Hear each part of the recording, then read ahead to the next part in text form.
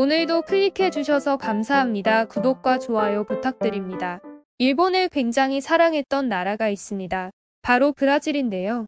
일본과 브라질 관계는 멀고도 가까운 나라란 표현이 있을 정도로 돈독합니다. 19세기에서 20세기 초 일본인들이 브라질로 대거 이주를 하면서 일본계 브라질인들이 상당히 많아진 게 이유였는데요. 그 영향으로 일본과 브라질 사이에 인적 교류와 물적 교류가 활발해지며 브라질은 남미에서 가장 친일적인 성향을 보이는 국가가 되었습니다. 그래서인지 브라질은 각종 한일 국제 문제에 있어 일본 편을 주로 들어주는 경향이 강했는데요. 대표적인 사건이 2002 월드컵 유치전으로 당시 브라질은 일본을 노골적으로 밀어줬다고 합니다.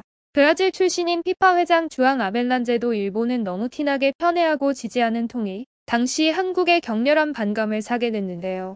당시 브라질 언론에서도 한국 같은 후진국의 16강 진출도 번번이 실패하는 국가가 무슨 월드컵이냐며 노골적으로 비판했다고 합니다.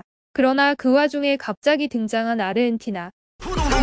사실 아르헨티나는 브라질과 라이벌 관계인 국가인데요. 라이벌 국가인 브라질이 일본을 미니까 아르헨티나는 한국을 밀어주기 시작했습니다. 이 바람에 오히려 한국과 일본보다 남미 대륙인 브라질 대 아르헨티나로 싸움을 벌이는 통일.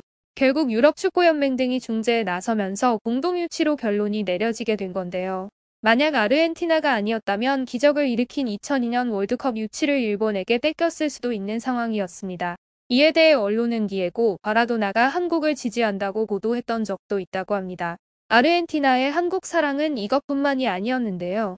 아르헨티나 언론은 나서서 일본해로 표기되어 있는 기사나 지도를 동해로 수정하는 일에 앞장서고 있다고 합니다. 또한 아르헨티나엔 한국식 절인 고려사가 부에노스아이레스에 있을 정도라고 하는데요. 아르헨티나의 한국 사랑이 어느 정도냐면 아르헨티나 상원의원이 매년 11월 22일을 김치의 날로 지정하는 안건을 내놓고 출선 의원 47명이 만장일치로 통과된 일도 있었다고 합니다.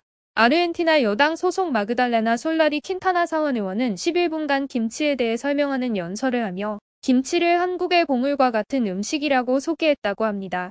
김치뿐만 아니라 아르헨티나의 한식 사랑은 대단한데요. 부에노스아이레스 한식당 베스트 5 진짜 한식 맛볼 수 있는 곳, 김치 만드는 법 등 아르헨티나 언론에서 심심찮게 등장하는 기사 제목들이라고 하네요. 아르헨티나의 한국인이 운영하는 한 한식당은 토요일이면 대기시간이 1시간이 넘는 줄 서는 맛집이라고도 합니다. 이렇게 아르헨티나는 우리 한국, 브라질은 일본을 우호하는 입장이 최근 2022 카타르 월드컵으로 인해 조금 변동이 있었는데요. 근본적으로 브라질에서 생각하는 축구란 파울보다는 개인 기량과 전술로 맞서 싸우는 것을 선호하며 수비적으로 축구하는 것을 안티풋볼이라고 생각한다고 합니다. 이번 카타르 월드컵에서 한국과 브라질 경기를 보며 아름다운 경기라고 칭송을 받고 있다고 하죠.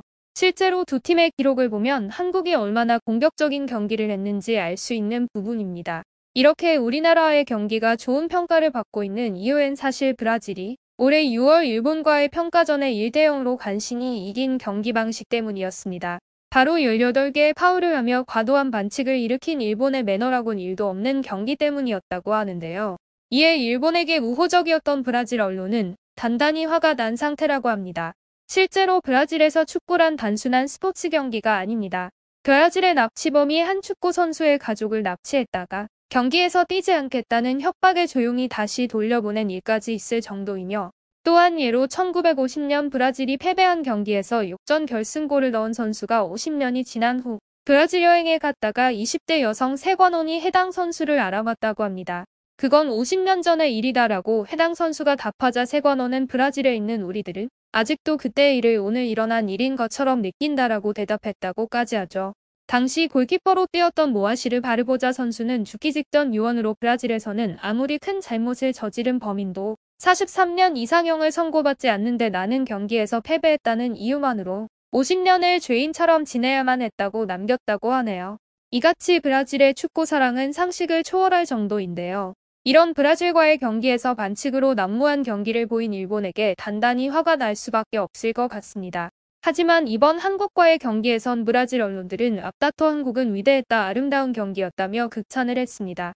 아주 정직한 경기였고 아주 보기 좋았습니다. 한국 선수들의 정직함에 우리의 모든 존중과 감사를 표합니다. 그나저나 한국은 정말 굉장한 나라 아닌가요? 교육이나 예술에서 우리는 한국이 오스카 최고 영화상을 수상하는 것을 봤습니다. 아름다운 경기였고 한국은 위대했다. 이 경기는 정말 보기 좋았다. 싸움에서는 졌지만 모두의 존중을 받는 캐릭터다.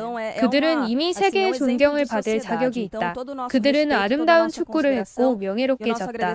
다른 팀들처럼 수비적으로 공을 기다리지 않았다. 그들은 우리 선수들을 다치게 하지 않으면서 진짜 축구를 했다. 그들에게 최고의 존중을 표한다. 이뿐만 아니라 이번 브라질에서 월드컵 스타된 히샬리송을 손흥민이 토트넘에서 챙기는 영상들이 다시금 떠오르기 시작했고 손흥민이 브라질전이 끝난 후 이기지 못한 경기이긴 했지만 히샬리송한테 우승하라며 격려했단 얘기가 브라질에서 퍼져 더더욱 한국의 매너 있는 월드컵 경기가 주목받고 있다고 합니다. 이 때문에 손흥민 선수 인스타엔 네이마르부터 시작해서 줄줄이 브라질 사람들이 팔로우하며 우호의 메시지를 남기고 있다고 하네요. 본인들에게 우호적인 국가에게 조차 반칙으로 보여주며 실망을 안겨준 일본과 달리 우리나라를 달갑게 여기지 않는 나라까지 한순간에 아군으로 만들어버리는 한국 축구 선수들의 매너 있는 모습.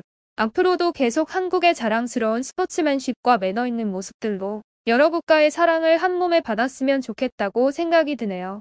여러분의 생각은 어떠신가요? 현명하고 지혜로운 여러분의 의견을 지금 댓글에 남겨주세요. 구독과 좋아요는 영상 제작에 큰 힘이 됩니다. 감사합니다.